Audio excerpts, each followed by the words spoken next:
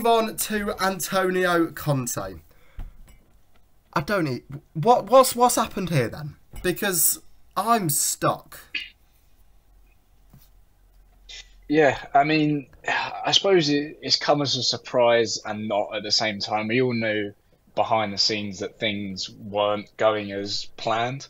But for him to come out and say it on such a public stage as he did in his press conference after that Southampton game, it sort of, everyone was like, whoa, okay, we didn't really expect that. I think one of the journalists that normally does all the bits and pieces for Tottenham, he was speaking about how it was probably the maddest press conference he's ever been in with some of the stuff that he was coming out with.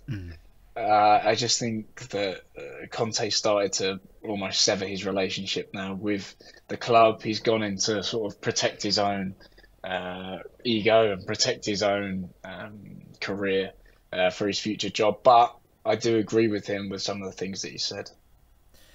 So, right, let's start with the interview. I think that's probably the best place to start. Sure. What are your thoughts on it? Do you think he was correct in what he said? Do you think it was right for him to say it as the manager of Spurs? What's gone on with that interview? Because it's just mad. Yeah, so I absolutely believe he's correct. Calling out some of the players, I don't think all of the players were needed to be called out like he said, but obviously you're not going to pick names out of a hat and start listing them off because that would be literal football suicide. But with calling out the board, yes, because us fans have been saying it for months. Although saying it on such a public stage like that, I'm not sure has helped him whatsoever in all the sort of speculation around his job and stuff like that. Obviously, you mentioned the board only winning one trophy in the last 20 years, or he said nothing, although we have won that Carabao Cup a couple of years ago. But yeah, I mean, just I don't think the public stage was the right place to say it. He did mention as well that he tried to sort of change it with words, and over the last couple of months he's been dropping sort of riddles and hints in his previous press conferences, but with this one he's just come out and said it all within about 10 minutes. Yeah, I mean, I remember it was some point last season, I think, when he came out and sort of said he was happy to be fired after a loss in the... Was it in the Champions League or something? He just came out at one point last year and he just went, oh yeah, if you sack me, that is what it is. And Spurs fans went, I'm sorry, what? We like you. What's going on here? And he's a very explosive guy, I think it's fair to say. He's definitely got that Italian blood within him where he's very reactionary, very angry. Very, very angry. But I'm lost for words. I mean, do you think he was right? I know you've said that, you know, he may have said things behind closed doors, and that's fair enough. First of all, do you think he maybe has tried to say things behind closed doors and Levy's just gone, don't care, shut up, we're getting poached in the summer, screw off? And then, if Levy has sort of gone like that, do you think the public forum was the only place to do it?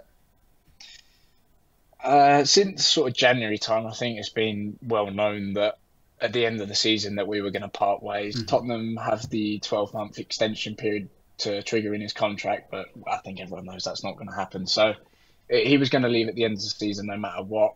I don't know whether Conte felt like he'd been hard done by, possibly with the way he's been backed. And obviously we've signed a couple of players that he said are club signings and things like that. And maybe he's trying to get a bit of a revenge for that because he didn't play Spence. He doesn't play Danjuma either. So we sort of can see what's going on there. He's also mentioned in press conferences that both of them are openly club signings, so he sort of put that out there. Maybe behind the doors, as I say, he's trying to change the mentality of the club, really. He's saying we're too bothered about finishing in top four for us. Champions League is like winning a trophy, which I agree has been made to feel like top four is an achievement for us every season because obviously our board and owners only really care about the money side of things anyway. Whereas Conte has that mentality of he wants to win everything, and unfortunately that just is not a fit at Spurs. Spurs don't win trophies, to be honest. We just don't do it, unfortunate as it is, and as close as we've been over the last couple of years, the last 10 years even. But yeah, I mean, he was right with the things he said, but he shouldn't have been on the public stage. Yeah, I think that's fair enough. And then... Well, we all know that this means he will most likely leave the club. I would rate it if he's come out and said all this and then goes on to sign a 2-year deal and goes, no, I'm here to fix this stuff. But that's obviously not going to happen. So there's been a lot of talks about him leaving in this international break, or well, no, being sacked in this international break. He said he's not going to leave. He's got about 5 million on the line, hasn't he? Do you think he gets sacked now, or do you think he stays until the summer? And do you think that possibly also has something to do with who you could get in until the end of the season? Or will it just be a case of Ryan Mason will get him gone, or wait till the summer? Will who you get next not really impact the decision? Yeah. So as for him leaving, I am quite confident that he will leave in this international break, probably most likely within the next week as of when we're recording this on the Saturday. I don't know, because some sources have said that we tried to look at someone. I think that person was Tuchel, but obviously he's moved on to Bayern Munich now. Ryan Mason, as much as I love him and he is a good assistant coach, I'm not sure he's a head coach. He did win a couple of games a couple of seasons ago when Jose left, but I don't know whether I want him for the remainder of the 10 of the Premier League season. As for him leaving or being sacked, a couple of people have said it might actually end up being a mutual agreement, just so it looks better on both sides of things. So Conte's reputation isn't tarnished because he's not being quote unquote sacked, and we can just sort of brandish it as a mutual agreement and sort of move on with things and brush it all under the carpet. But as I say, I think he is most likely to be sacked sometime within the next week, 2 weeks maybe. I think it would be stupid to go to the Everton game and then sack him after that. I think we just need to get the new manager in, if we get one, before that Everton game, just so they have that long run to the end of the season. Yeah, fair enough. I mean,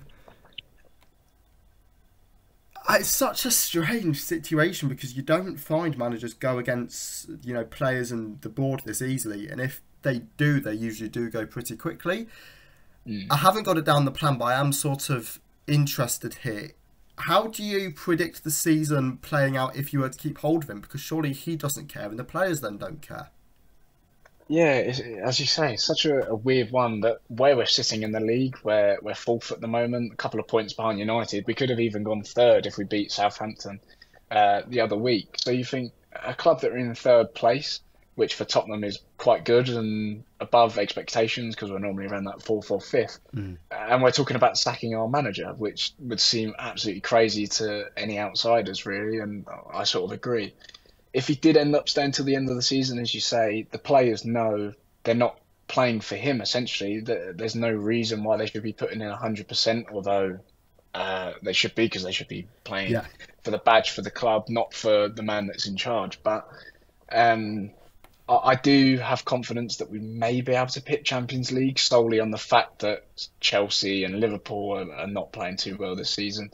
Newcastle have also started to drop off within the last couple of months as well. So if he does stay, probably fourth or fifth. I can't see us getting any higher than that. But as I say, he'll just leave at the end of the season no matter what. I cannot see him anything pointing towards him staying after that. No, if he stayed, it would be one of It'd be a shock. It would be one of the biggest shocks. That's reaction. I was going to say I'd put it above us winning the league, but that is a bit reactionary. But it would be mental. Yeah, absolutely. After all the things it's come out with. I don't even know.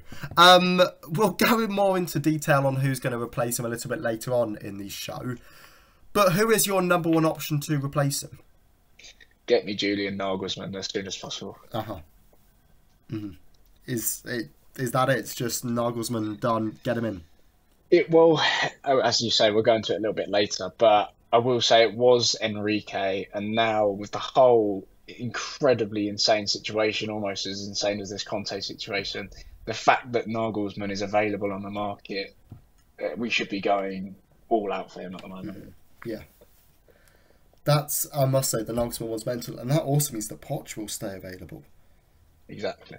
Which is, again, mental, because everybody all season has been kind of going, Poch will go back to Spurs. Poch is waiting for that Spurs job. But if now Poch doesn't, a club like West Ham or even a club like Leicester is looking at their manager going, if we sack him, can we get Poch? because Poch will now know he's not certain to get the Spurs job, even though he's probably got to go through an interview process. Like, granted, Levy absolutely loves him. Levy, you can tell him all.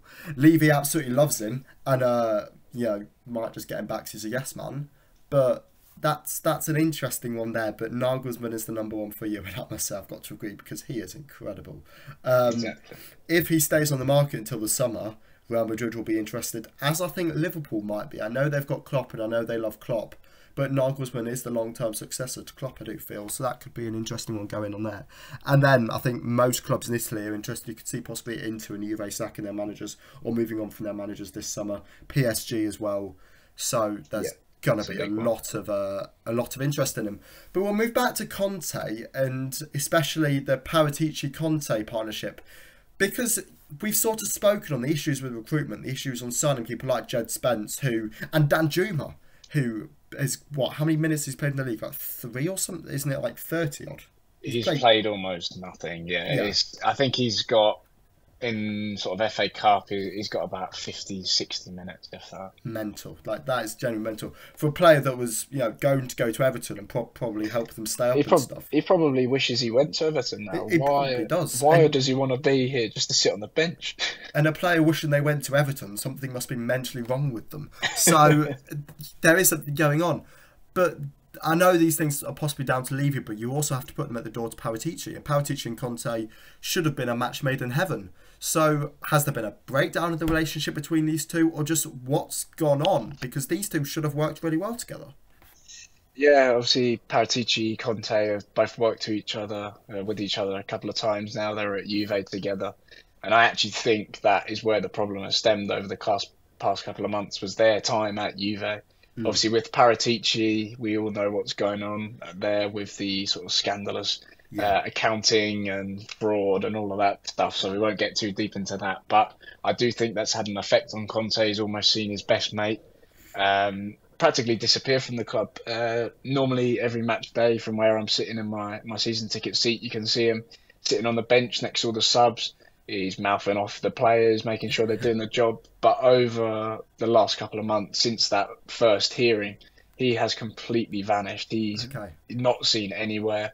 Maybe the odd picture of him up in sort of the director's box, but there's no statements or anything from him really in the club. So it's all gone quiet there. And that may have had an effect on Conte, because he might feel that he can't sort of get his points across, and Paratici is obviously the man that sort of the middleman between Conte and Levy. And if he knows that Paratici has been taken out of the equation, Conte to Levy is going to be a bit of a clash of egos and a clash of personalities, really. So I think that's definitely put a blocker on things as well.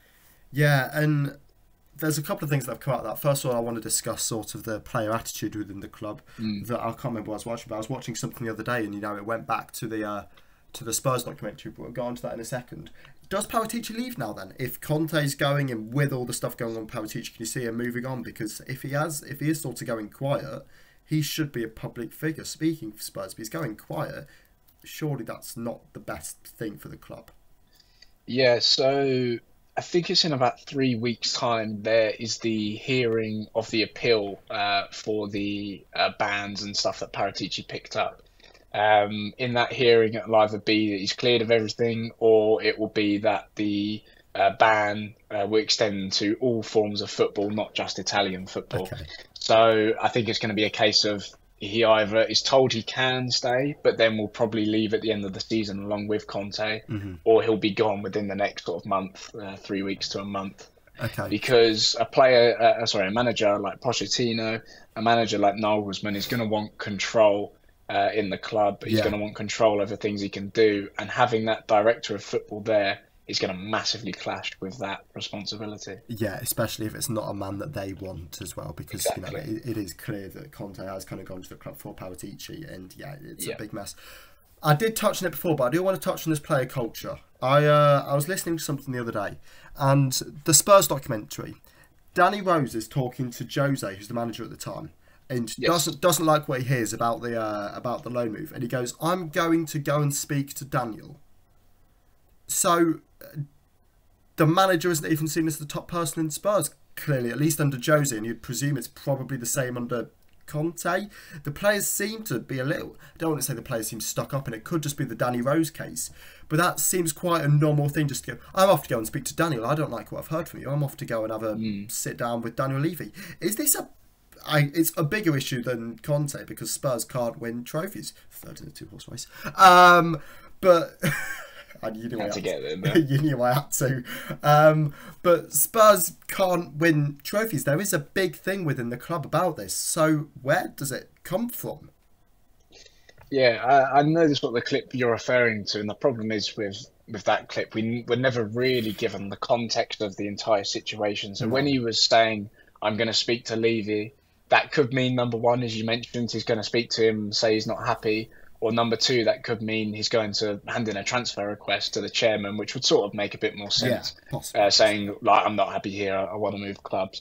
But as I say, we're missing that context. We don't really know the full situation. But the fact, if it is the first one, and we will say that it's the first situation, the fact that the players feel like they can just approach the chairman like that is a bit odd, because Levy is such a public figure in our club when he shouldn't really be. Like, how often do you hear about the chairman of Liverpool, the chairman of, I won't say Chelsea because obviously they've just got on their own and all of that, so that's different. But the chairman of Liverpool, the chairman of Man City, coming out and sort of doing interviews and all of this. Like, you're not going to see Haaland going to the chairman of Manchester City and saying, look, I'm not happy here or something like that. It just does not happen, and it's only Spurs that it happens. So Levy really needs to focus on, don't get me wrong, the business side of things he does exceptionally, but he gets way too involved in the football side of things. He needs to leave that down to either his director of football or his manager.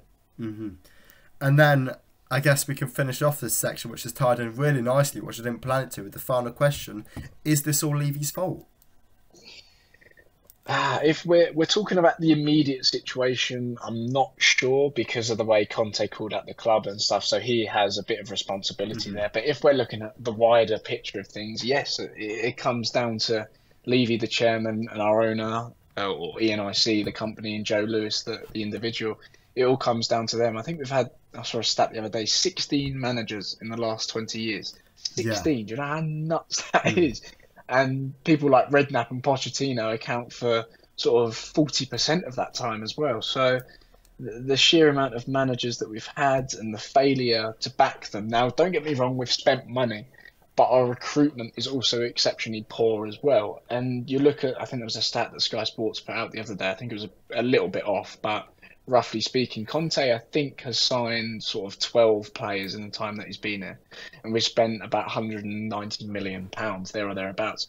And people are saying, oh, how can you say he's not been backed? How can you say he's not been backed? But you average that out. That's an average of about sort of 13 to 14 million pound a player. You think, is that backing a top club? Imagine Chelsea signing sort of load of 13, 14 million pound players. There'd be outrage. So I don't know why it Spurs. 60 isn't enough for them. Yeah, exactly. For Chelsea, so yeah. They splash money like it's nothing. So, so to come back to the main question, I think in the wider picture, it comes down to the ownership, the failure to back and recruit at a high level is where sort of the failure lies. Well, there we go. I'd love to say we've managed to fix Spurs, but I think that's only the start of the issues. I think fixing Spurs will take absolute years.